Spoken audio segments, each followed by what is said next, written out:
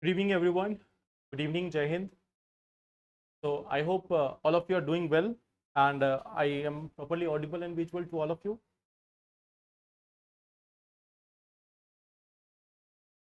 Good evening. I am quite good. So I hope all of you are also doing well.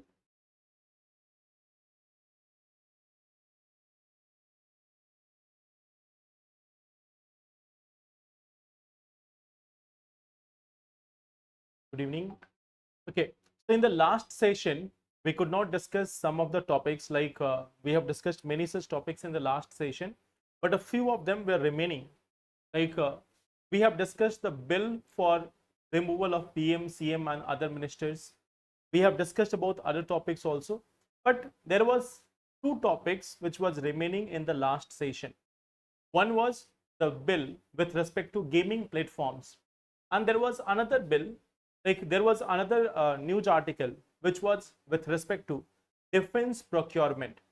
So we are going to discuss these two articles and some other articles in today's session. Okay. So the topics which we are going to discuss today, the first topic is about this private sector in defense. We are going to talk about this one topic. Second topic which we are going to discuss is about the bill for gaming firms. There has been a bill which has been introduced which bans certain section of online gaming. So we will talk about this, that where it has been banned, what is the objective of this bill. That is something which we are going to discuss. Third topic is with respect to national space law. National space law, that is there a requirement of national space law, and if it is so, then why it is required, we are going to discuss about it. Then the next topic is going to be about the electoral roll.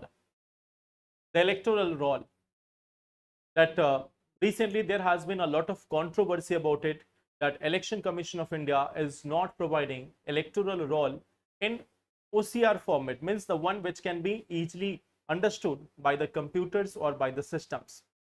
So we will discuss that also. Then we will talk a little bit about criminalization of politics in India. Okay. Because this bill is there, the bill which is talking about removing PM, CM or ministers for the issue of any such jail or anything like that.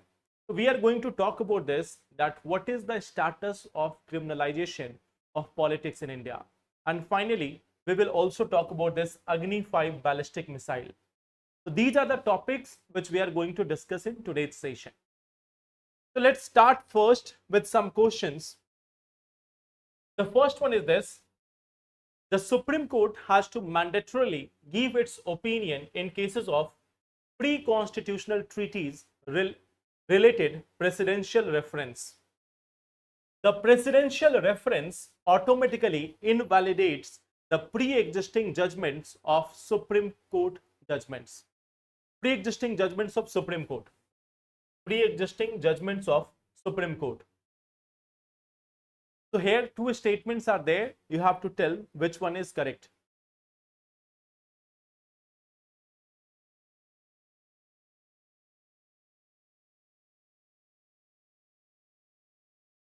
Good evening. First is saying the Supreme Court has to mandatorily give its opinion in cases of pre-constitutional treaties related presidential reference. Second is saying the presidential reference automatically invalidates the pre-existing judgments of Supreme Court. So which of them are correct?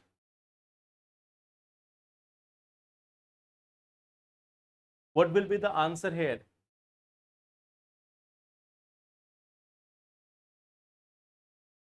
D option, D option.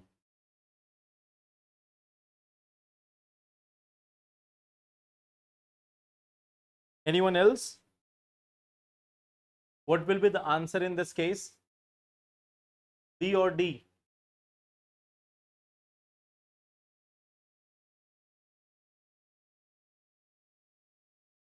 If you are going for B or D, it means revision is pending. See, we have seen this. In the case of pre-constitutional treaties, it is mandated for the Supreme Court to give this like opinion. The first one is correct. In the case of pre-constitutional treaties, well, the for the presidential reference, the Supreme Court is mandated to give its opinion. Second thing is saying the presidential reference automatically invalidates the pre-existing judgment of Supreme Court. So this one is incorrect. In the case of presidential reference, there is no impact on the existing judgments. There is no impact on the existing judgments. So second one is incorrect. First one is correct. So answer here is going to be option number A. One only. Coming to the second question, India shares its longest territorial boundary with China. China has a trade surplus with respect to trade with India. China imposes harsh countervailing duties on Indian goods, which reduces competitiveness of Indian exports. So how many statements given above are correct? Yes, it is mandatory. So there Supreme Court has no option. Supreme Court has to give the opinion. In case of pre-constitutional treaties, Supreme Court has to give the opinion. In case of post-constitutional treaties or post-constitutional matter, Supreme Court may or may not give.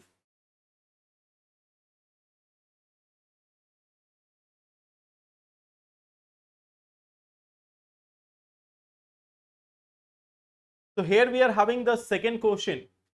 India shares its longest territorial boundary with China. China has a trade surplus with respect to trade with India. Third is saying China imposes harsh countervailing duties on Indian goods, which reduces competitiveness of Indian exports. So what will be the correct answer here?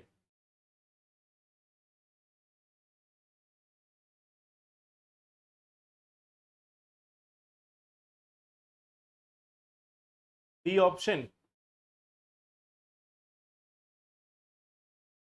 A option, okay. See, India shares its longest territorial boundary with China. I think you know that this is incorrect. We have our longest boundary with respect to Bangladesh. With Bangladesh, we have our longest boundary. The first one is incorrect. China has a trade surplus with respect to trade with India. That is correct. Okay.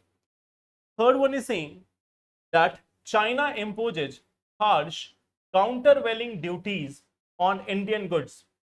In fact, what we see that, in fact, India imposes countervailing duties on Chinese goods because Chinese goods are comparatively sold at very low rate in case of India in order to harm the Indian domestic industries.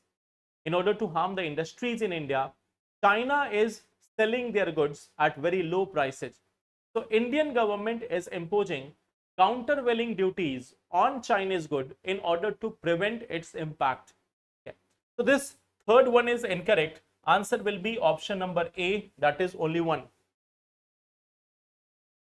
In India, most of the crocodiles are found in freshwater habitats. Madhya Pradesh hosts largest number of all three types of crocodiles in India. Which of the statements given above are correct? A option was there in question number 2. Now we have the third question. In India, most of the crocodiles are found in freshwater habitats. Second is saying Madhya Pradesh hosts largest number of all three types of crocodiles in India.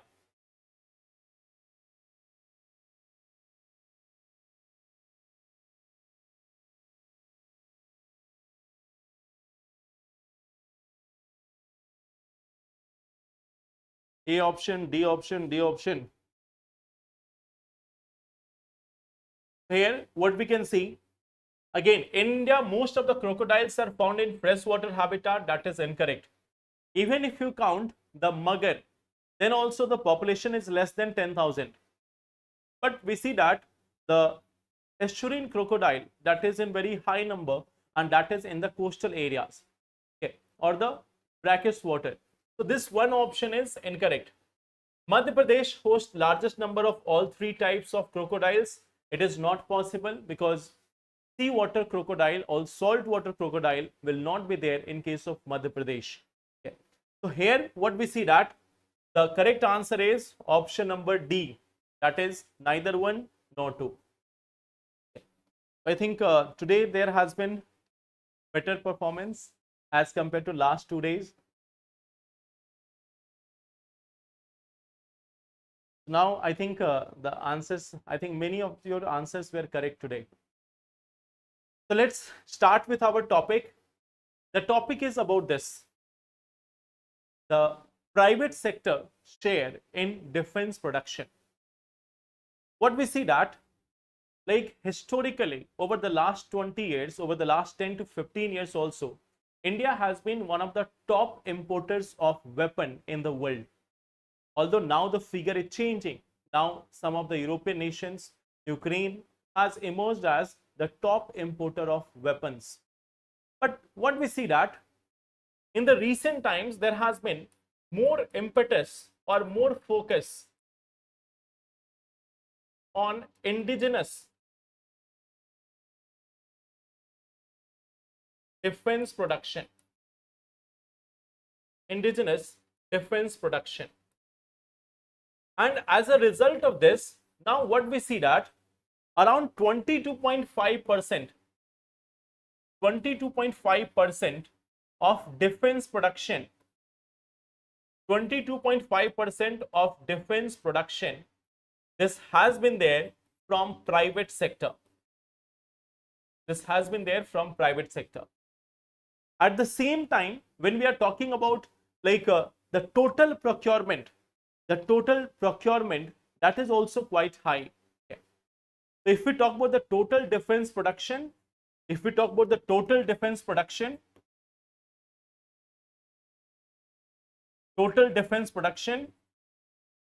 it is near about rupees 1.5 lakh crore.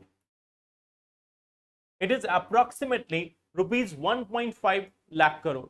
Okay. So what we see that now from 2016 onwards, what we see that the defense manufacturing has been opened for the private sector. And in the last 7 to 8 years, there has been a considerable increase in the share of private sector in defense production. So we are focusing on indigenization of defense production. So can you tell me what will be the possible benefits of this? The benefits of indigenous production. The benefits of indigenous defense production. Can you tell me what will be the possible benefits of this indigenous defense production? Can you give me some points? What will be the possible benefits due to indigenous defense production? What we are going to achieve from this? Okay. What we are going to achieve from this indigenous defense production? And then again, what will be the benefit if private sector is also participating in this? Okay. You know about the security part, that it will give us this autonomy, strategic autonomy in case of like security also. So it is going to provide us that strategic autonomy.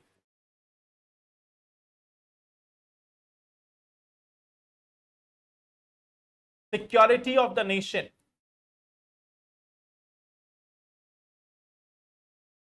It is also going to boost economy,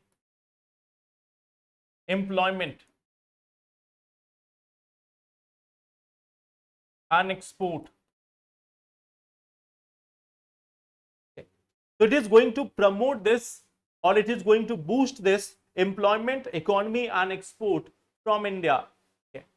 It is like reducing our reliance on other countries for safety. Okay. So it is like making India a strategic, like providing that strategic advantage to India, because in other cases we are dependent upon other countries. Okay. So we can have a strong defense, we can also have a strong defense policy or strong diplomatic policy in case of terrorism or other issues. Okay. So it is providing us that strong defense and diplomatic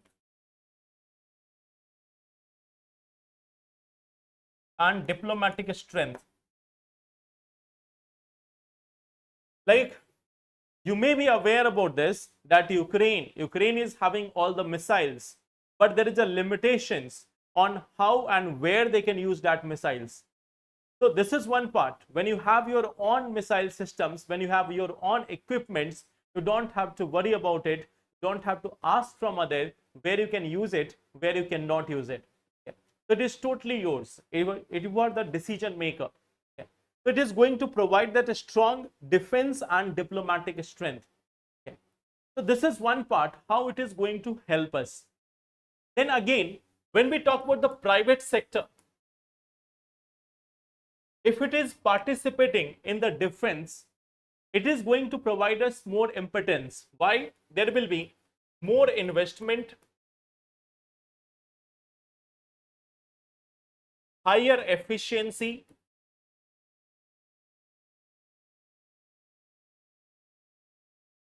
state-of-art technology,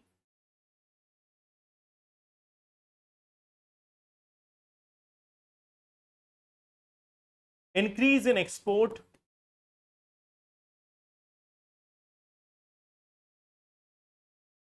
so all these things are going to be benefit of private sector participation, okay, of private sector participation in the case of defense or in any industry.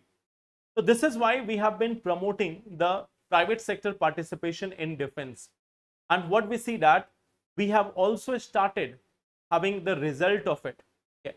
Like, just to give you one idea, if we look at this, India's defense budget, now it stands at 6.8 lakh crore. Okay. We have a production of around 1.5 lakh crore. Okay. If you compare it, in 2014-15, it was just 46,000 crore. So it is almost 3 times. In the last 10 years, we have increased our defense production at least 3 times. Then if you see it, this India's defense export, it was at 686 crore rupees. Now it has gone up to 23,000 crore rupees. So our defense exports are also increasing. So this is one remarkable thing, that we are witnessing some change in our defense industry. Now defense is being looked upon in India as an industry, not just a mere like a tool for safety, but also as an industry, also as a part of economy. So on one hand, it can ensure the safety of the nation, the security of the nation. On the other hand, it also provides this economic fillip to the country. So this is one part. Now you can see there are certain schemes of government. Like we are having innovation for defense acceleration. This is such a scheme, IDEX. It was launched by Ministry of Defense in 2018. And what we see that there is a funding limit of up to rupees 1.5 crore for startups, MSME and others. So they are like being given some funding. The startups, the MSME sectors, they are giving some funding under this IDEX. Then we have the DTIS, stands for Defense Testing Infrastructure Scheme. So here there is 400 crore budget and it is for defense testing infrastructure. There is also acing development of innovative technology with IDEX scheme. It is called as Aditi. It has been launched in 2024. And here there is investment limit raised to up to 25 crore. Earlier it was 1.5 crore. Now it is 25 crore. So it is for cutting edge defense tech projects. Then we have this technology development fund also by the DRDO, which is providing funding up to 10 crore for MSME and startups. So these are certain schemes. These are certain schemes which are providing boost to the startups or MSME sector in India for defense related production. So we have a number of schemes also. We have a number of schemes which are for this very part, but how we can promote defense production within India. So this is the first article. Okay. Now we are having the second article, which is about bill on gaming firms. So now you may have seen this, like in our country for a very long period of time, an online form of betting has been going on in the country. Like you may have seen, there are many such app which has flourished. Like we have Dream 11, My Team 11, then Pokerbaji, and all other things, where people are betting on certain things and then they are earning money on it. Now, what we see that there is a very like interesting part. These companies, they have got huge benefit. They have got huge benefit. Some of these companies are having one of the highest paid brand ambassadors. Like they are not just only like keeping the Indian players as brand ambassadors, even other players from outside India, they have also become brand ambassadors of many of these companies. And these betting games have been going on for quite some time. It has been estimated that around 45 crore people in India are engaged with these gaming websites, these so-called gaming websites or betting websites, and they are losing 20,000 crore rupees annually. Okay. So around 45 crore people, around 45 crore people, they are losing, they are like losing 20,000 crore annually. They are losing like 20,000 crore rupees annually. And in this context, what we see that now the government has come up with a bill, and that bill aims to just one thing. It aims to have a control on all these things. Okay. So they are called as RMG. They are called as RMG, or real money games. They are simply called as real money games. Okay. So there is one thing called as real money games, RMG.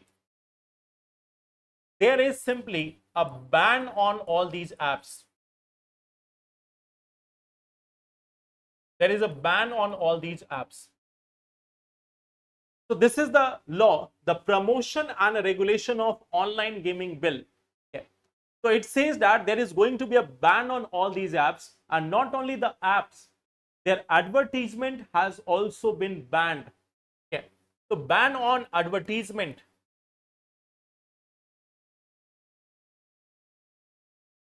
Ban on the advertisement of these apps. Okay.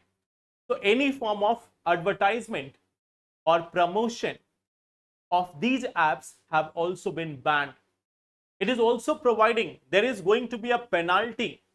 It is also saying that if anyone is doing that, there is going to be a penalty of up to rupees 1 crore. Penalty of up to rupees 1 crore if someone is doing this, and also imprisonment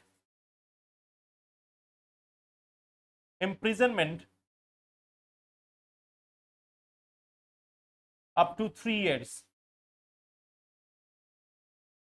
So if anyone is bringing these games, bringing these apps, there is going to be a imprisonment of up to 3 years or a fine up to rupees 1 crore on all those people. So what we see that, like even if there is someone advertising, if there is someone who is advertising, they can also have a fine up to rupees 50 lakh. Okay. This is for the app. And if someone is doing advertisement, of these things, there is going to be a rupees 50 lakh fine or 2 years jail.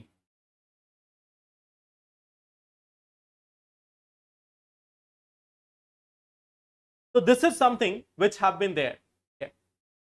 So that is one thing, like what we see right now. These RMGs, the real money games, they have a revenue of near about 31,000 crore rupees. They have a revenue of something around 31,000 crore rupees annually. And how they are getting this money? They are getting this money from the people. It is the people who are losing this money, and they are saying that it is a game of a skill. But then government has recognized it. It is not a game of skill. It is simply betting, and that's why it has been banned in India. Okay. So this is one part, but this is one side of the story. This is one side of the story. There is another part of this story also. There is another side of this bill also. The bill is also promoting the e-sports. Okay. So there is another part of this thing. It is also promoting e-sports. Okay.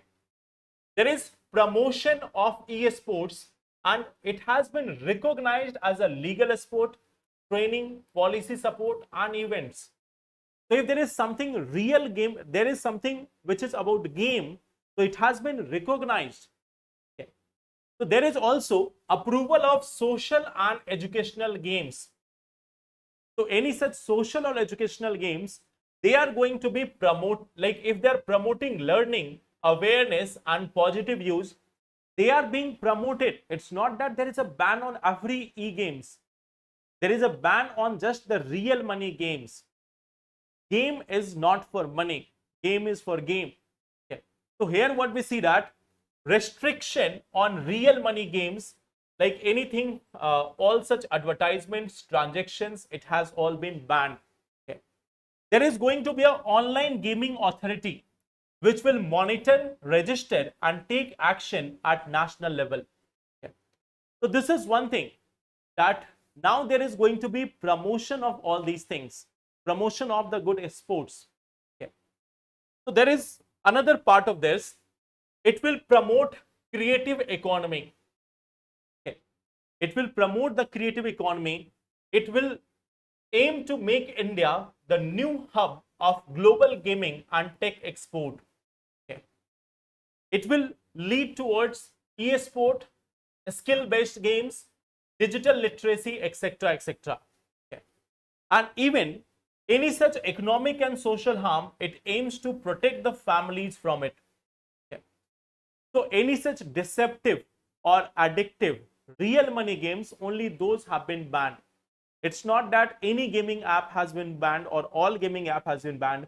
Only those which are just promoting it as a game in name, like they are promoting it as a game, but in fact it was a form of betting. Many people were losing money. Many people were making teams and all other things on these apps. And many celebrities, many quite famous celebrities were promoting these things. So now all these things have been banned by the government of India. So this was in fact a law. This was in fact a law which was very much needed in the country. So I hope that is clear.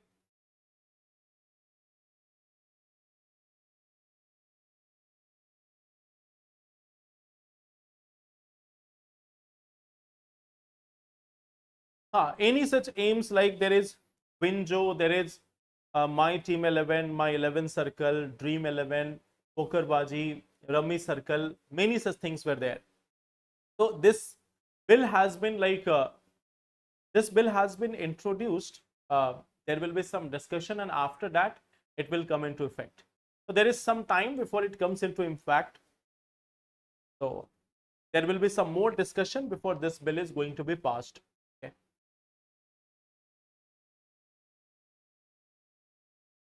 And everyone is making team. Everyone was making team. Okay. So see, the thing is, there is a simple part. Nowadays, there are so many motivational stories. There are so many motivational stories, and so many such like fake stories also, which are being circulated, that it has been said that some people can become rich overnight. So everyone is thinking that maybe due to one factor or another factor, they are going to become rich overnight, or by playing this game, by playing that game. Now people have got this one thing like maybe their luck will support them, and all of a sudden they are going to win. They are going to win huge amount of money. So that is one thing which is going on. Okay. That is one thing which is going on. Like people want to get rich and famous quite quickly. People want to have that fame in just one day or 1 week or 1 year or 2 years. But remember one thing, like if anyone is trying to become rich in one day or become famous in one day or 2 days or 1 week or 1 month, 1 year, 2 years, so the way they are reaching that height, in the same manner they fall down. And we have a lot of examples of that, that those who are trying to reach to that position by hook or crook, within a few days or within a few months, they again come down to a like very low spot. That is one thing. You should work and let that work reflect your like reflect your success. If you work hard, if you work consistently, if you work honestly, you will get the success. But when you like do anything for getting fame or getting money, and when you get too much greedy, then it is more of a loss than of a gain. Okay.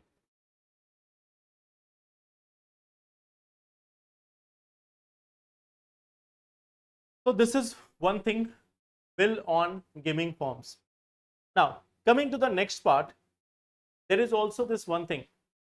ये कब से implement होगा? I think within some days it will be implemented. Within a few days it is going to be implemented.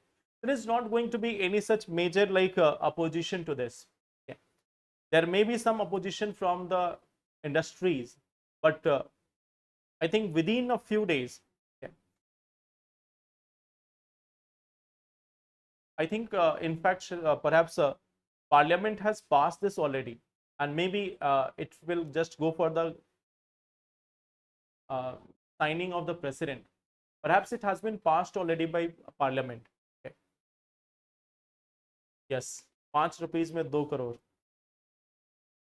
Now think about this. What is their model? Suppose that like 10 crore rupees, 10 crore people, they are giving ₹5. Okay. So it becomes 50 crore. It automatically becomes 50 crore. Now what you have to do, you have to simply pick 5 people out of them. You have to simply pick 5 people out of them and give them 1 crore rupees each. Okay. Even if you are giving 1 crore rupees each or 2 crore rupees to 5 people, then again you are still having a benefit of 40 crore rupees. Okay. So this is one part. You have to just give like spend 10 crore rupees. The remaining 40 crore rupees, it is going to go to the company. Okay. And why you are taking 5 rupees? Why are you taking 5 rupees? Are you asking them to do some work? So it is a type of betting. It is a type of betting. So this is one part, how these things are carried out by companies. They have been hiring people for advertisements. You can see 45 crore people in India are losing money in case of these apps. 45 crore people. That is like 1/3 of the country. That is like 1/3 population of countries in this. Okay. So now we are coming to the next part, the National Space Law. Okay. The National Space Law. So just to give you an idea, we are having a Outer Space Treaty of 1967. We are having a Outer Space Treaty of 1967. This Outer Space Treaty, okay, it says that, it simply says that if we talk about space, it is global common. The space is global common, means it is for everyone. Okay. So there is going to be no national appropriation, no national appropriation of space. Means you cannot claim the space, you cannot claim over the space. Okay. Plus at the same time, it is also putting the responsibility on the countries for any such activities in the space. Okay. So there is responsibilities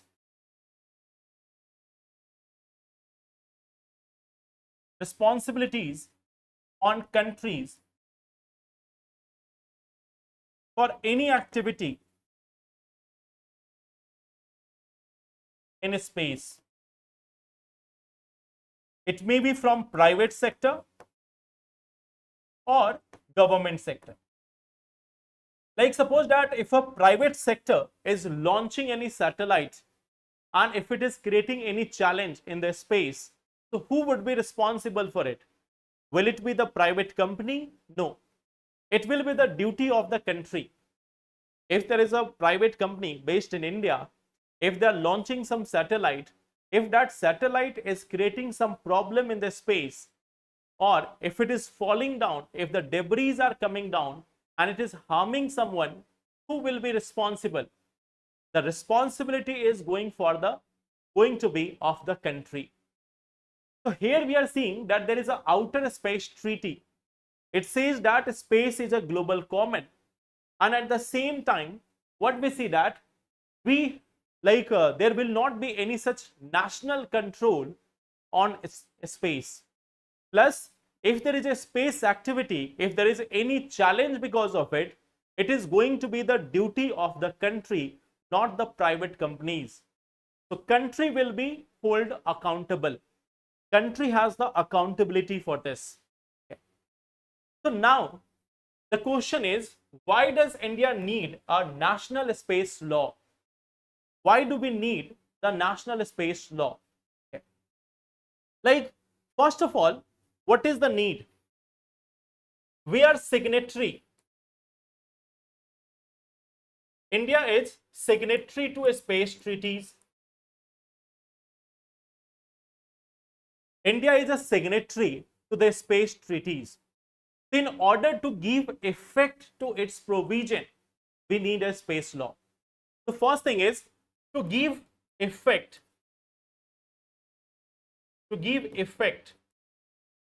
to its provisions. So that is reason number one.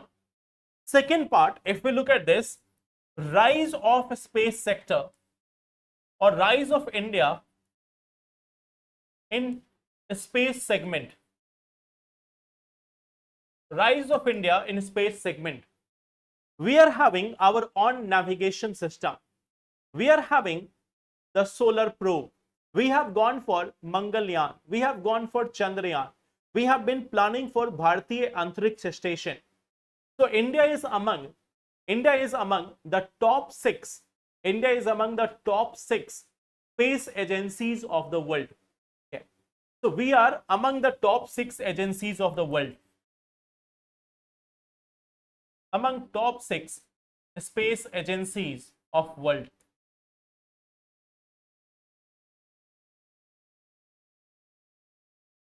Okay. Like we have a space agency of let's say NASA, then we have European Space Agency, Japanese Space Agency, Russian Space Agency, Chinese Space Agency, and then we also have the Indian Space Agencies. So if we talk about the sovereign space agencies, we are among the top 6 space agencies of the world. Our space clout is increasing. So we need to have a law in order to avoid any such problem. Third thing is, there is also rise of private sector in space tech in India. Space tech in India. You know that we have got this National Space Policy of 2023, and as part of this National Space Policy, now we see that we are having more and more active engagement of the private sector in the space domain, and hence we will need to have we will need to have a law which can regulate all these things. So that's why again we are looking at this one part. Now, like when we talk about India's space policy, you will find this. We have got 4 different institutions. We have got ISRO. ISRO, you know that it is for research and development. We have the New Space India Limited, which is the commercial arm of India, which is the commercial arm related to a space sector in India. Then we are having InSpace. This is the regulator and promoter of space activities related to private sector in India.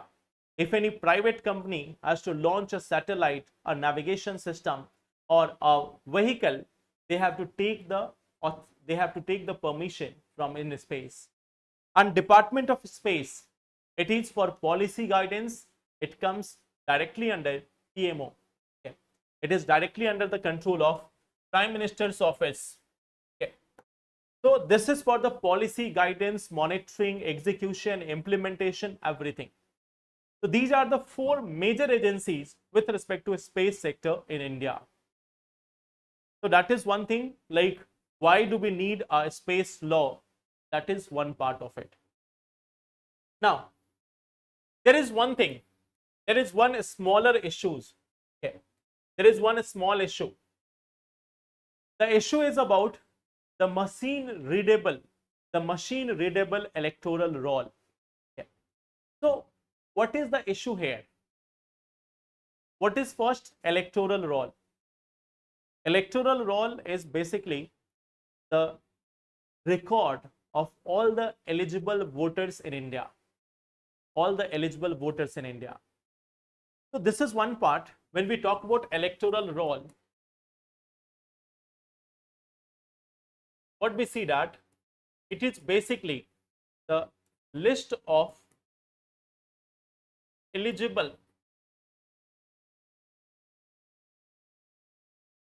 voters in India. List of eligible voters in India. So does the Election Commission of India provide it? Okay. Does it provide this electoral roll to people or not?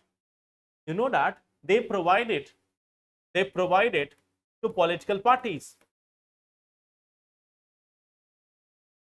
Provide it to political parties. They are providing it to the political parties. Okay. So this electoral roll is available for the political parties. In fact, on the Election Commission website, the electoral roll is available constituency wise, area wise. It is available there. So it's not that the voter list or the voter list cannot be accessed online. Many of these documents are available online. But then what is the challenge? The challenge is it is not in a readable format. Readable format means computers cannot extract the data from it easily. It's like it is first written on a page or it is printed on a page and then the image of that page is uploaded. So it is hard to read. It is hard to read them by computers. Now the question is why people want it to use it in a digital form. Why are people demanding this electoral roll in digital form? If it is in digital form, it can be quickly analyzed. Quick analysis possible. Quick analysis is possible if it is there in a digital form. Like suppose that if you are getting a PDF in which words are typed, you can easily copy from there. If suppose that if you have got, if I give you a notes which is in form of PDF, you can easily search from there. Like if I'm writing this here, it might not be searchable. But if something is written here, it will be searchable. You can easily search it in the file. That is the difference. it is something which you can search in the file.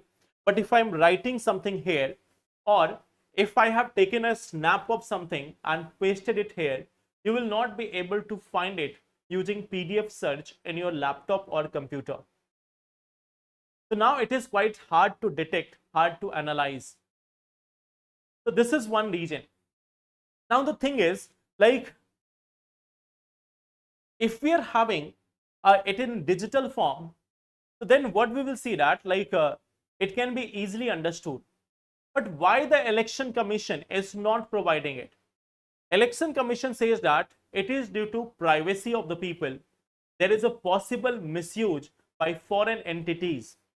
There is a chance of possible misuse by foreign entities. So like, it can provide the full name, address, and there is a chance of misuse or privacy risk. Okay. So there is a chance of misuse of data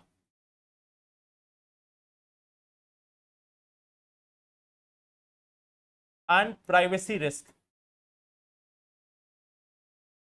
Election commission is saying that suppose if just, it's not that we are not giving the name and the address in that, like, in that format of image also we are giving the name and address.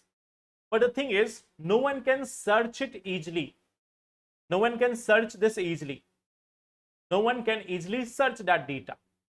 But if it is in a readable format, anyone can search that data easily. So that's why election commission is saying that they are not going to provide it. They are not going to provide it. Now, many of the political parties, many of the activists, social activists, they are demanding it. Why?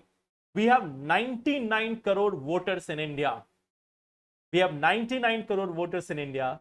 So if anyone has to manually verify it, you can imagine how much tough it is going to be. So manual analysis of 99 crore voter data is quite challenging task, whereas digital analysis of the same could have been easier. So there is this one tussle which is going on, whether, like, election commission is saying they are not going to provide it. Parties are demanding there must be a digital data for this voters. Okay. So what do you think? Should it be made available in digital form, or should it be not made available in digital form? So what is your opinion on this?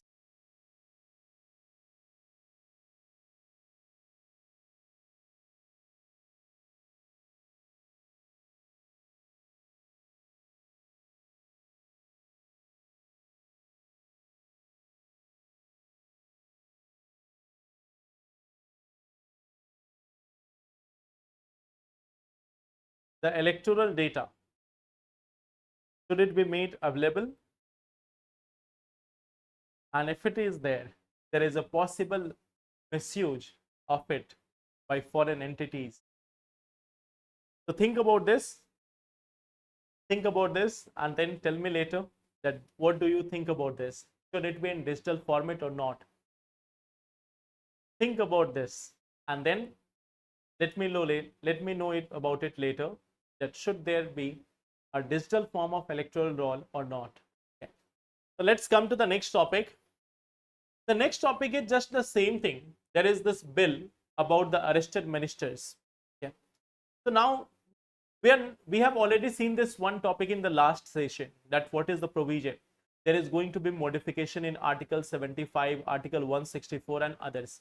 We have already seen it. I am just showing you certain data. There is one data about this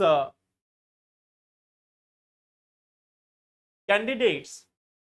There is the data about candidates who have won in elections from 2009 to 2024. In 2009, number of MPs with criminal cases against them was 30%. In 2024, it stands at 46%. The number of people with serious criminal cases like murder, kidnapping, crime against women, extortion, etc. So that was just 14%. over the last 15 years, now it has grown up to 31%. You can see that it has almost doubled. It has almost doubled, and this number has almost become 1.5 times more. So near about half of the Lok Sabha, is having criminal charges against them, and near about 1/3 of the Lok Sabha members have serious criminal charges against them. If you need to pass a bill in Lok Sabha, you need, in most of the cases, you need a simple majority of present and voting. When you need to pass a bill, you need a simple majority of present and voting. Okay. So you can see from here. Okay.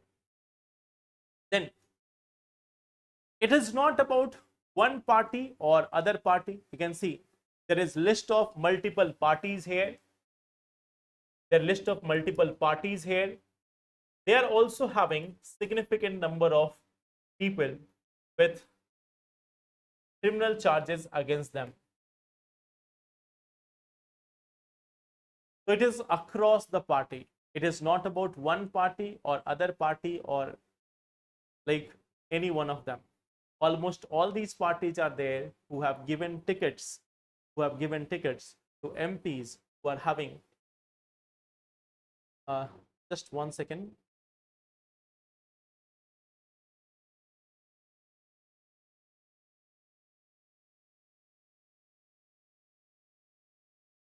So they have given tickets to MPs who have criminal charges pending against them.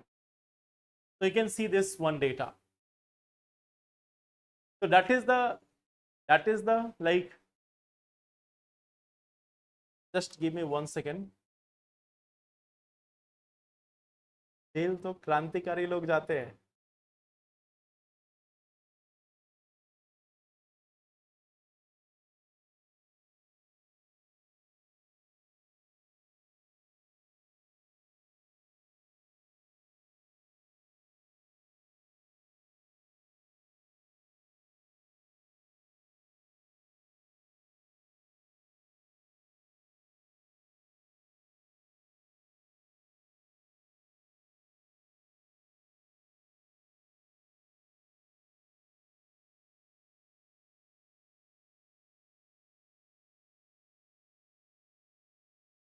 Perhaps there was some issue with camera, that's why it was getting switched off. Okay. So this is one last topic. You can see India has test fired Agni 5 missile. Okay. So this is an ongoing test. From time to time, India is testing the Agni 5 missile. So this is one thing. It is a ballistic missile. When we talk about this, it is a ballistic missile. Okay. This is intercontinental. This one is intercontinental. Means it has a range of more than 5,000 kilometer. Range of more than 5,000 kilometer. So this is having a range of more than 5,000 kilometer. That's why it is called as intercontinental ballistic missile. It is nuclear powered. Okay. Nuclear powered means it can carry nuclear weapons. So it is one of the most advanced missile systems of India. Okay. That will be all for today. These were the topics which we had to discuss.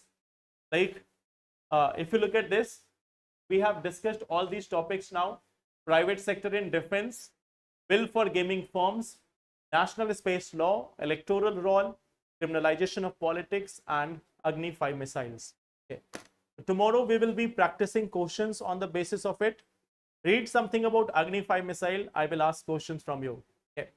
Read about this, and tomorrow we will meet again and discuss more topics. Okay. So thank you everyone. Take care, and let's meet in the next session. But do let me know about that one question, that should the electoral roll be available in digital format or not. Thank you everyone, and all those who are going for mains examination from tomorrow, all the best.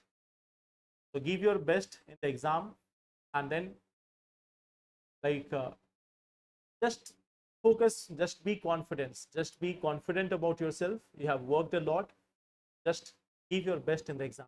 Thank you, take care, all the best.